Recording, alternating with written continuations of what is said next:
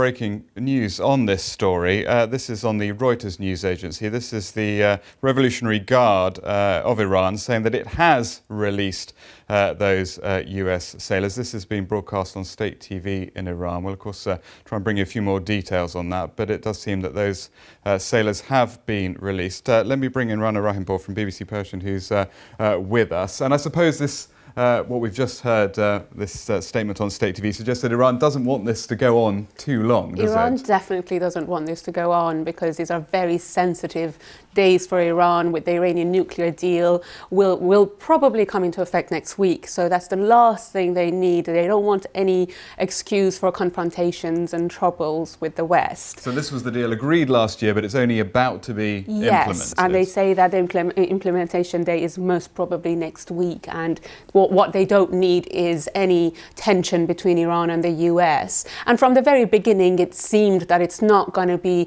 anything similar to the incident of 2007 when 15 British sailors were detained in disputed waters and they were kept in Iran for 13 days because from the very beginning, the Americans said this was a mechanical problem, and then the Iranians said that they're going to try to resolve it as soon as possible. Nevertheless, it does seem to have been useful to the Iranian authorities in some ways. I mean, there was a bit of point scoring, wasn't there? Not necessarily aimed at the presidency in the United States, but aimed at Congress, because there has been moves in Congress, hasn't there, against Iran over these ballistic missile tests. It's true, and the Iranian army chief said that this is a sign for the lawmakers in the US Congress that we have everything in control and Iran is still as powerful as it was. And I'm sure we all know that not everyone is happy about this deal, both in Iran and in the US. There are Republican senators who don't want this to happen, and in Iran we have radicals who don't want this to happen. Yes, that was going to be my next question, because a lot of the statements have been coming from the Revolutionary Guard. I mean, I guess many people would call them more hard-line within Iran. I mean, how much opposition is there still to this nuclear deal? Well, you know, in Iran, the person who makes the final decision is the supreme leader. So when the negotiations were going on, we could hear a lot of opposition from the RIGC commanders.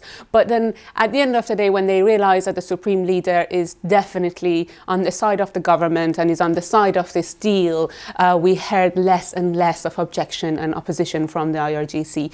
But they are trying to show that the Iranian government is not the only decision maker in the country, and they still have control, and game is not over. So just briefly, the deal, the nuclear deal, I mean, it will be implemented, and this means, what, the lifting of most of the sanctions and some much needed economic relief for Iran. Yes, it's very hard to think that it won't happen unless, I mean, that there's a week and a lot can happen in the Middle East. It's so difficult. You wake up in the morning and a lot might have happened.